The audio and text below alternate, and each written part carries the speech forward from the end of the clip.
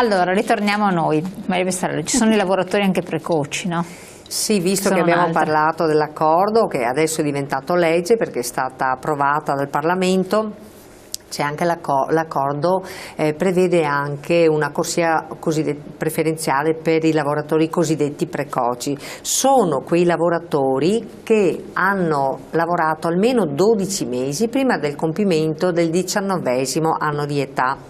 Questa tipologia di lavoratori o lavoratrici può andare in pensione con 41 anni di contributi, però attenzione, non tutti lo possono fare, ma si appartengono a quelle categorie che ho elencato prima, che possono accedere all'APE social, okay. E quindi disoccupati senza più ammortizzatori sociali, i lavoratori che hanno una capacità lavorativa ridotta pari o superiore del 74%, poi chi assiste in famiglia un congiunto disabile gravissimo, oppure chi svolge lavori cosiddetti lavori gravosi. Usuranti. No, non sono i lavori usuranti. Quindi i lavori usuranti non sono i lavori gravosi, è questa voce nuova che è stata introdotta adesso proprio dal provvedimento, dall'accordo fatto tra il governo e i sindacati.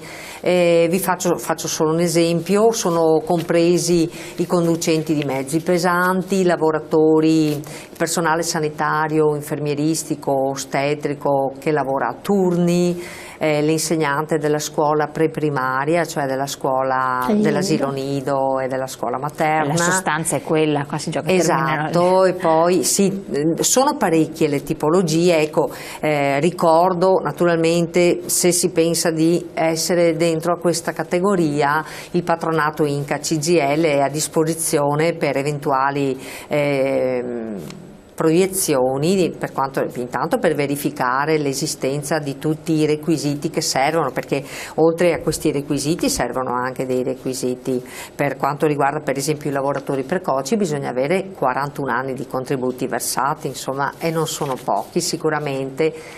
Sono meno rispetto a quello che è previsto adesso, che sono 41 anni e 10 mesi per le donne e 42 anni e 10 mesi per gli uomini se vogliono andare in pensione anticipata, e quindi sono meno. Però una cosa che è stata finalmente tolta di mezzo è la penalizzazione per quei pensionati che, avendo cominciato a lavorare molto presto, vanno in pensione con requisito del massimo, no, dei contributi versati, e hanno meno di 62 anni di età. Questo è stato per fortuna tolto di mezzo. Poi è stato introdotto invece il cumulo gratuito dei contributi e la possibilità quindi di non pagare, come era prima, in maniera esagerata il fatto che si sia lavorato in diversi settori e versato magari insomma, diciamo che la logica, il buonsenso a noi, no, diceva che cosa ci voleva per arrivare a questo, però c'era una norma che penalizzava questo tipo di lavoratori, e quindi è stato tolto. Un po' paradossale la cosa, però insomma questo è importante. C'è qualcos'altro da aggiungere sempre relativo alla situazione dei pensionati?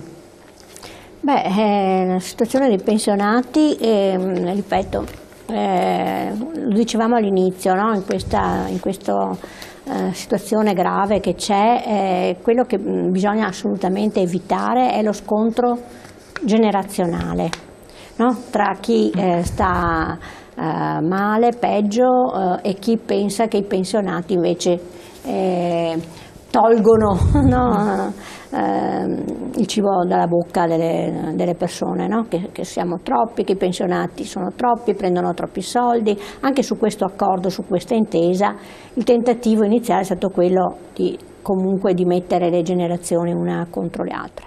Ecco, noi come categoria, come SPI-CGIL, rispetto a questo tema, siccome ci teniamo tantissimo invece al rapporto intergenerazionale, abbiamo proprio sottoscritto anche un protocollo con i giovani sia delle medie superiori che dell'università, in cui invece sottolineiamo l'importanza di stare insieme, no? Di fare esperienze insieme, di scambiare, di aiutarsi anche reciprocamente rispetto alle lotte, alle battaglie, alle mobilitazioni, e soprattutto di guardare insieme all'Europa, perché poi bisogna cominciare anche a uscire dal nostro ambito nazionalistico, diciamo, no? Perché non siamo ormai una civiltà, una società globalizzata come quella che viviamo, continuare a guardare ognuno il proprio orticello. Ma i giovani sono costretti a farlo, cioè devono andare fuori, per cui se restano qui. I giovani lo fanno. Anche i pensionati non restano più nel nostro paese, i giovani pensionati se ne vanno via. Per cui bisogna veramente avere questo sguardo aperto, trovare naturalmente le strade per risolvere i problemi che comunque abbiamo. La povertà è un problema grosso, il lavoro è un problema importantissimo, bisogna rimettere al centro il lavoro, perché è soltanto con il lavoro che i problemi si risolvono, per i giovani, per i meno giovani, per i pensionati. Chiarissimo. Ricordiamo le ultime cose, proprio siamo in chiusura, visto che anche tra l'altro siamo alla chiusura dell'anno. Farsi controllare la pensione, voi avete fatto questa iniziativa, l'avete ripetuta anche quest'anno nelle piazze, ma non solo nelle piazze, adesso siete fa anche freddo, siete nelle vostre sedi e comunque è il caso di farsi dare una controllatina alla pensione. Sono emerse tante situazioni particolari, vero? Sì, ne sono emerse tantissime, allora ai pensionati e alle pensionate dico che per qualsiasi informazione intanto le nostre sedi SPI-CGIL sono diffuse in tutto il territorio del Veneto, sono aperte a disposizione, rivolgetevi a noi per qualsiasi cosa che magari oggi non avete, non è stata spiegata anche per motivi di tempo, magari approfonditamente, venite da noi che vi spieghiamo di che cosa si tratta. Nel contempo noi, fra poco arriverà anche il nuovo anno, quindi arriveranno le nuove buste paga dei pensionati, saranno disponibili nei siti dell'INPS. Ricordo ai pensionati e alle pensionate che li possiamo scaricare e consegnare al pensionato gratuitamente, quindi rivolgetevi. Nel contempo poi possiamo anche fare il controllo della pensione per vedere se tutto quello di cui avete diritto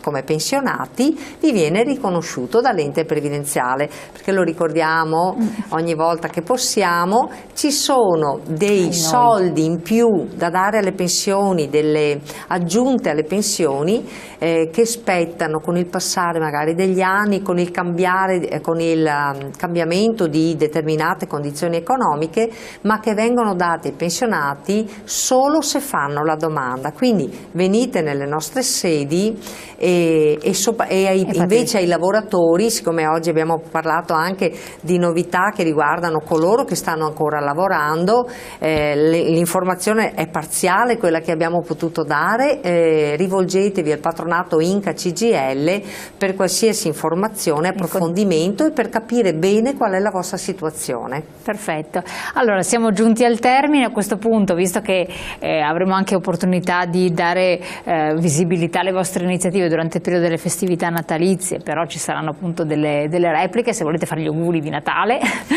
Sì. Auguri a tutti e una idea per un regalo. L'abbonamento alla nostra bellissima rivista Liberetà, 12 euro per tutto l'anno. Quindi una rivista al mese per soltanto 12 euro, quindi può essere un'idea simpatica, tantissime iniziative, le ricette, i consigli sulla salute, l'aggiornamento su quel che succede, le iniziative per i pensionati, suggerimenti, approfondimenti, giochi, quiz, insomma c'è di tutto, soltanto 1 euro al mese, un abbonamento, una bellissima idea. Sì, lo sottoscrivo anch'io, l'abbonamento alla rivista Liberetà. Parlavo di informazione prima ed è proprio lo strumento giusto per l'informazione. Un augurio di serene festività a tutti quanti. Benissimo, grazie alla SPI-CGIL del Veneto, grazie a voi come sempre di averci seguito, noi come sempre invece ci rivediamo.